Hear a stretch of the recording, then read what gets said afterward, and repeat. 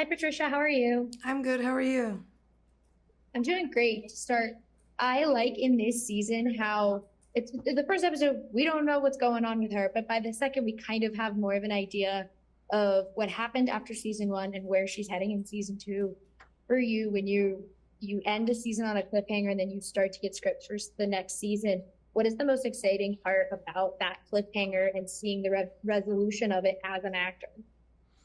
Well, I feel like at the at that moment towards the end, there's such a wide open thing of all of these different things that could be happening, all of these different things that could come into play, all of these different ideas.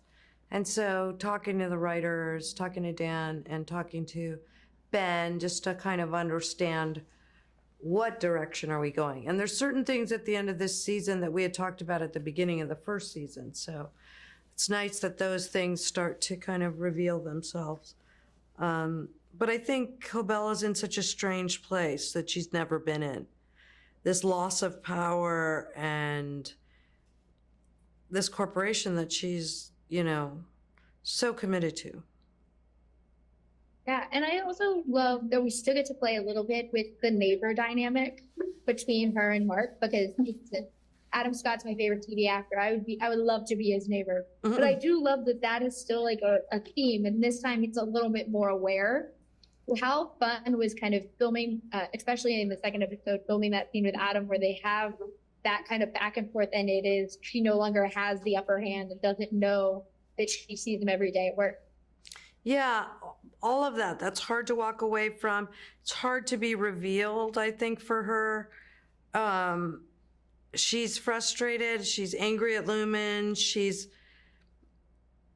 angry that this has all come out. And, she doesn't know what her future holds either.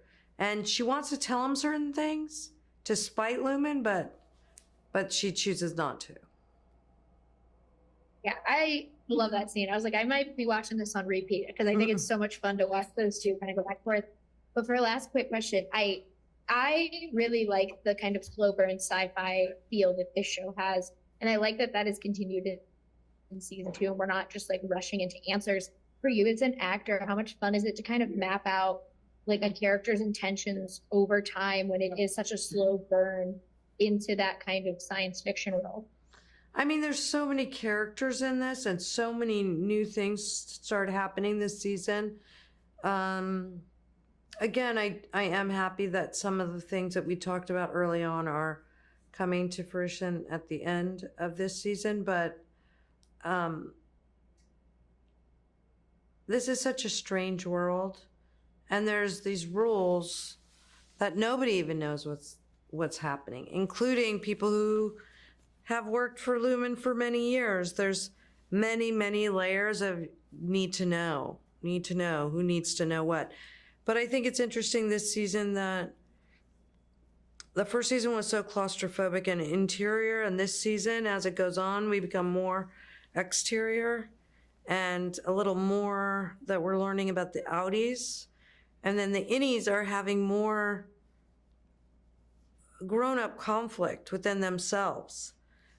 There's a maturation going on inside and a loss of innocence happening even inside that I think is interesting.